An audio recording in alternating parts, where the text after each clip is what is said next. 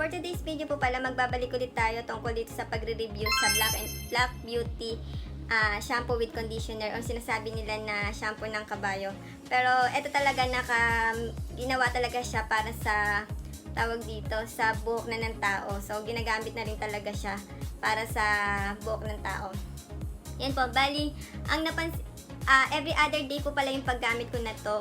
Tapos, hindi ko siya sinasabayan ng conditioner kasi tinitingnan ko kung ano talaga yung epekto niya sa buhok ko. So, napansin ko na kapag basa yung buhok ko, medyo matigas siya, mahirap siyang suklayan. Pero kapag tawag dito, matuyo na siya, doon na siya, okay na siya, na malambot na siya. Tulad nga po ngayon na nag-blower po ako kasi nga po magpa-Brazilian blowout ako sa buhok ko. Yun, yan. Bali, nag-blower ako, yan, medyo malambot na siya sa buhok.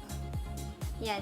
Tapos, mas mainam po pala na suklayin nyo muna yung buhok nyo kapag magsha-shampoo kayo na to para mas hindi siya mahirap suklayin kapag basa. And then, napansin ko po na nakatulong siya sa tawag dito para mabawasan yung hair falls sa buhok ko. So, yun. Bali, hindi na siya masyadong naglalagas. Yun lang yung una kong napansin dito.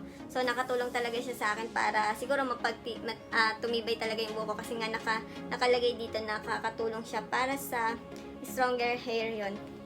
Bali, yun lang din naman po yung review ko tungkol dito sa Black Beauty shampoo with conditioner na talagang maganda siya sa buhok. Pero sa susunod po, itatry po natin yung conditioner lang kasi nga meron pa din akong aloe vera dyan. So, ubusin muna natin yung aloe vera natin. Saka, sasabayan na lang natin ang conditioner ng Black and Beauty. So, para yun, yung aloe vera ko hindi pa rin siya ubos. So, yun po pala.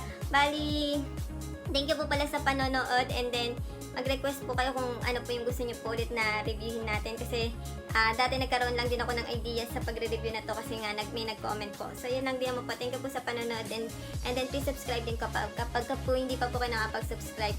Thank you po. Bye-bye po.